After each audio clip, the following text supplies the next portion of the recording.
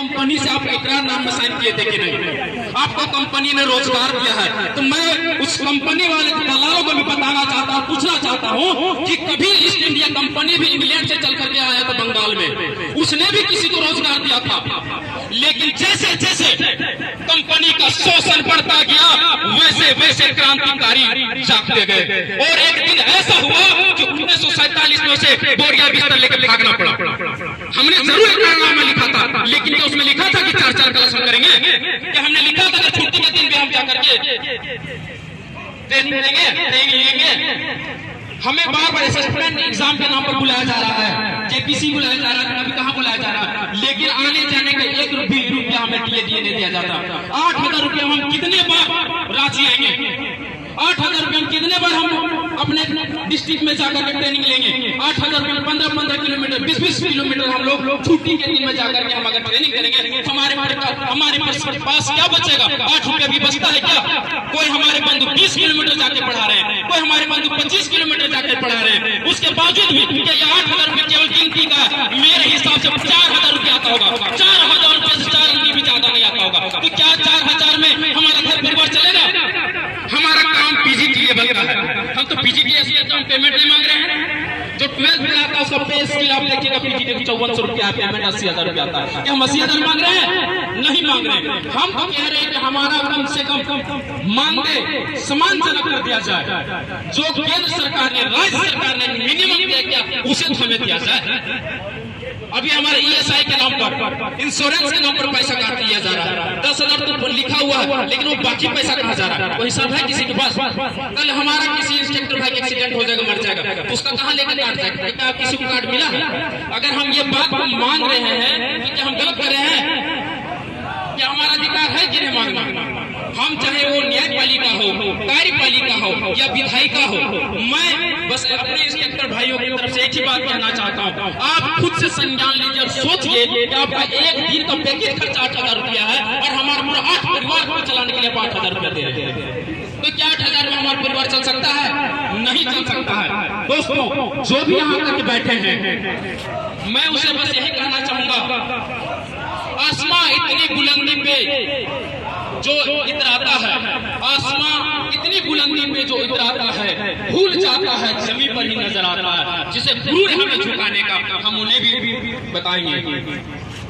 और एक बात है कि जो सफर की शुरुआत करते हैं वो मंजिल भी पा लेते हैं। दोस्तों, हमने सफर की शुरुआत कर दिया। दोस्तों, हमने सफर की शुरुआत कर दिया है, और मैं फिर कहना चाहूंगा, जो सफर की शुरुआत करते हैं वो मंजिल भी पा लेते हैं। बस चलने का हौसला रखना जरूरी है, क्योंकि अच्छे इंसानों का तो रास्ते भी इंतजार करते।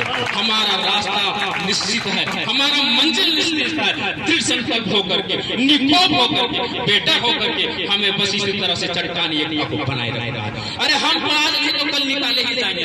कोई 10 दिन के बाद निकाला जाएगा, कोई 2 महीना के बाद निकाला जाएगा, तो 5 साल के बाद निकाला जाएगा, लेकिन कोई यहाँ रहने के लिए नहीं आया। आपको हम रंगदारी में नहीं मांग रहे, हम कोई रंगदारी नहीं मांग रहे, ना ही हम कोई खैरात मांग रहे। हम अपना अधिकार, ना हम रंगदारी मांग रहे, ना खैरात मांग रहे, हम अपना अधिकार मांग रहे हैं, और हम अपना अधिकार लेकर, और वो जब हमें लिखित रूप से दिया गया कि आपको इतना तारीख तक आपकी मांगे पूरी कर ली जाती है, पूरी कर ली जाएगी, लेकिन आज तक हमारी मांगे पूरी नहीं की। अभी भी कई इंस्ट्रक्टर दोस्तों को लेटर इशू किया जा रहा है ट्रेनिंग के लिए, तो क्या ये हमारे साथ इंसाफ हो रहा है? क्या हमारे जैसे पढ़े लिखे नौयुवाओं का भविष्य के साथ खेल नहीं हो रही है? आप सिटी गोल्ड का, रोल गोल्ड का दाम दीजिए और सोना चाहिएगा, कहाँ से होगा? 8,000 रुपया में टीचर खुद अपने बच्चा को नहीं कॉपी कलम ले दे सक रहा है, और 8,000 रुपया आप चाहिएगा कि जाकर के हमारे बच्चे को पूरा कंप्यूटर में आप टैलेंट बना दीजिए और स्पेस में भेजने के लिए तैयार कर दीजिए। हो पाएगा? कभी नहीं हो पाएगा। दोस्तों, हमारी मांग बिल्कुल जायज है। हम लोगों को हौसले के साथ लड़ना है, अनुशासन होकर के लड़ना है, और साथ ही साथ कानूनी रूप से भी लड़ना है। हमको डर भी नहीं है, हम अपनी मांगों को रखने के लिए बैठे हैं और हमारी मांगे एक दिन जरूर पूरी होगी। जिस प्रकार से बंगाल में मांगे पूरी कर ली गई है, हम चाहेंगे हमारी झारखंड सरकार भी बंगाल के तर्ज पर भी हमें भी समायोजन किया जाए और हमें भी स्थायी कर दिया जाए। हम पढ़े लिखे युवा हैं, जब हम MCA BCA BTech कर रहे थे उस समय हमने कितने बड़े ख्वाब देखे थे। हमारे माता पिता का खून के पसीने जो खून के रूप में बाहर आ रहे थे। सोच रहे थे हम अपने बेटे को BTech करवा रहे, MTech करवा रहे, MCA करवा रहे, BCA करवा रहे, हमारा बेटा एक दिन अच्छा मजदूरी करेगा, अच्छा पैसा कमाएगा। लेकिन ना जाने उनके सपनों को कैसा धक्का लगा कि हम लोग आज 8,000 का स्ट्रक्चर बन के रह गए हैं, जो अपने माता पिता की दवाई का भी खर्चा उठाने के काबिल नहीं है। अगर हमारी बूढ़ी माँ बाप बीमार हो जाते हैं, हमें आज इतना रुपया भी मेरे जेब में नहीं रहता, अपने माता पिता को 2 रुपया का हम जो है हॉस्पिटल में जाकर इलाज करवा सके। ऐसी स्थिति है। हम तो टीचर बन गए, लेकिन लोग और कई प्रकार की ऐसी सरकारी सुविधाएं दी जाती है। जब हम फिट फाट होकर के जाते हैं स्कूल, तो लोगों को भी लगता है सर्वे करने वाले क्या करता है, अरे लड़का तो जॉब में है, उसको पुताऊ जॉब में है, उसकी बेटी जॉब में है, इसे BPL हटा दिया जाए, इसे चावल नहीं दिया जाए और हर प्रकार की इसे ना लघु आवास दिया जाए न प्रधानमंत्री आवास दिया। हमें हर प्रकार के सरकारी लाभों से वंचित किया जा रहा है केवल इस 8,000 रुपया दिया।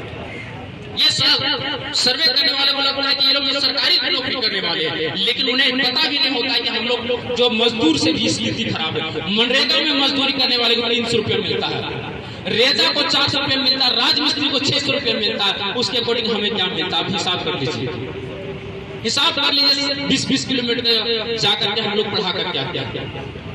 शिक्षक समाज का दर्पण होता है।